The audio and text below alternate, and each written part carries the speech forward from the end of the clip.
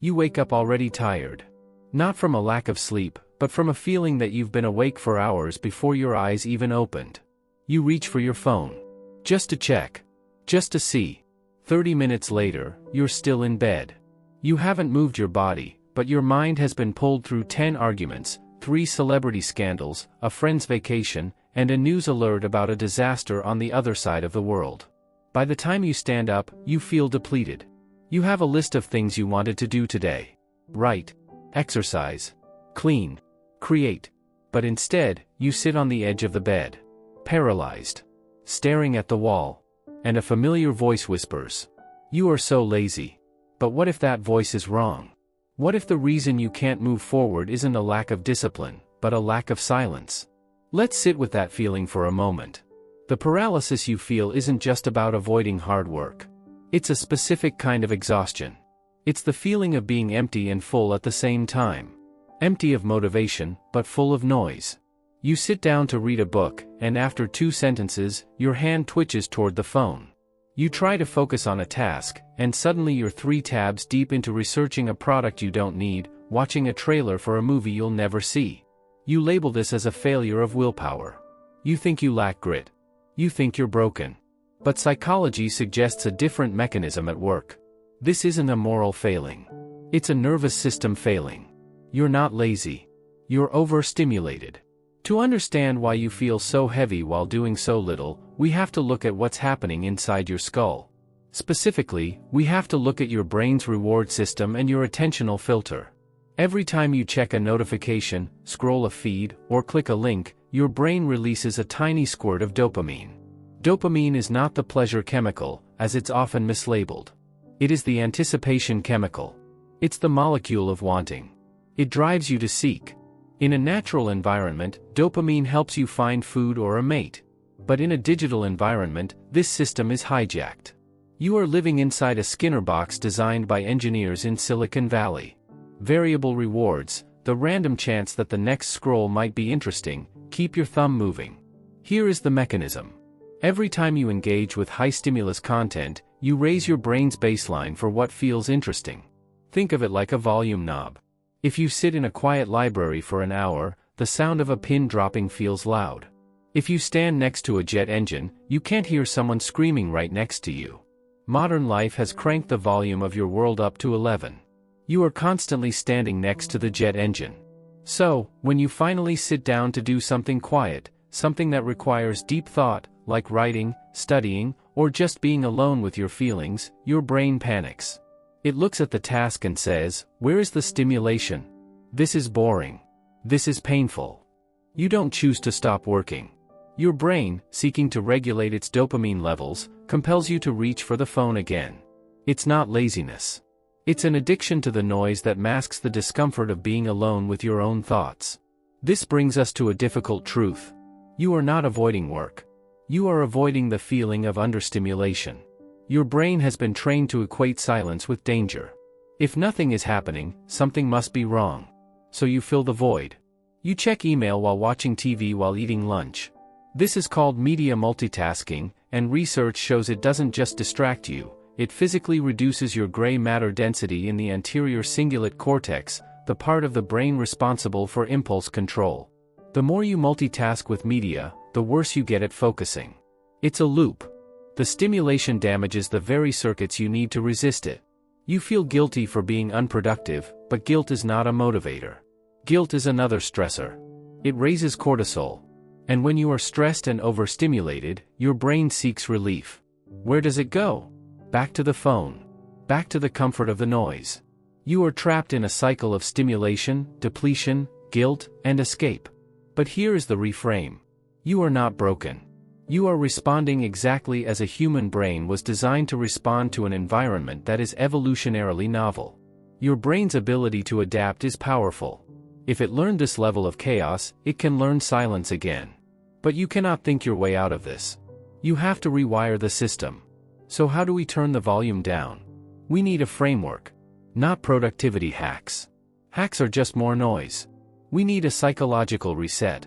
Let's call it stimulus fasting. It's not about deleting all your apps forever. It's about giving your dopamine receptors a chance to reset their baseline sensitivity. Here are 4 principles, grounded in brain science. Principle 1. The dopamine sunrise. What you do in the first 30 minutes of your day sets the gain for your entire neurological system. What to do? Do not touch your phone for the first hour of the day. No email. No news. No music. No podcasts. Let your brain wake up in the real world, not the digital one. Why it works. When you sleep, your brain clears metabolic waste and regulates neurotransmitters. If you blast it with high-intensity stimuli immediately upon waking, you spike your dopamine before you've even had a chance to set an intention. You are starting your day already in a state of seeking, not being. Real-life example. Tomorrow morning, leave your phone in the other room. Make tea or coffee. Just sit there. Look out the window. Feel the temperature of the air. Do nothing for just 10 minutes. You will feel bored. Sit with the boredom. That boredom is the sound of your brain turning the volume down. Principle 2. Create a sensory budget. You have a budget for money. You have a budget for time. But you have never created a budget for sensory input. What to do? Recognize that attention is a finite metabolic resource. Every notification, every headline, every advertisement burns glucose in your brain. Start treating input as a cost. Why it works. Your brain uses 20% of your body's energy. When you constantly switch tasks, you burn through that energy rapidly, leaving you mentally fatigued by 10 a.m. This is decision fatigue. By reducing trivial inputs, you conserve glucose for actual thought. Real-life example. If you have to work, close every tab that isn't essential. Put your phone in a drawer, not just face down. The mere sight of your phone reduces your available cognitive capacity, even if it's turned off. It's called brain drain. Remove the visual noise, and you protect the cognitive fuel. Principle 3. Practice intention before input. Most of your scrolling is automatic. You feel microboredom, and your hand moves. You are a passenger in your own behavior. What to do? Before you open any app or click any link, pause for 3 seconds. Ask yourself, what is my intention? If you don't have a specific answer, you cannot open the app. Why it works. This activates the prefrontal cortex and interrupts the automaticity of the habit loop. By inserting a moment of conscious thought, you break the neural pathway carved by thousands of repetitions. Real-life example. You're waiting in line for coffee. You feel the urge to pull out your phone. Stop. Ask. Why? If the answer is to escape the discomfort of standing here for 90 seconds, don't do it. Just stand there. Look at the coffee machine. Look at the light. You will survive the discomfort. Principle 4. Engage in deep boredom. This is the most counterintuitive. You think boredom is the enemy. It is actually the cure. What to do?